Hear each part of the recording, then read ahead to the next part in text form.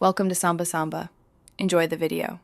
You begin by creating a clean environment and choosing a framework that matches your goals. Create and activate a venv so dependencies stay isolated. This prevents system conflicts. Once done, install your framework and add a minimal app file that responds to a request so you can iterate quickly. Make sure to initialize Git and a requirements file now, because version control and reproducible installs save time as complexity grows. You now structure the core logic. Define routes that reflect user actions and use proper HTTP verbs so clients understand intent.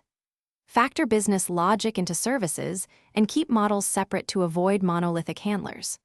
Once done, add input validation to prevent bad data from reaching your database and consider async endpoints for I/O bound workloads to improve throughput. Make sure to write small unit tests for services and mock external calls so you can refactor confidently. You finish by preparing the app for production. Containerize it and use a suitable server such as Gunicorn for sync apps or Uvicorn for async ones, then deploy via CI/CD to your host. Once deployed, validate migrations and ensure secrets are never in code. If things go wrong, check logs first and reproduce locally. Common issues are missing envvars or an incorrect WSGI entry. Add monitoring and retry logic.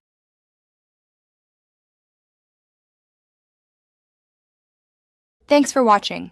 Consider subscribing if we helped you.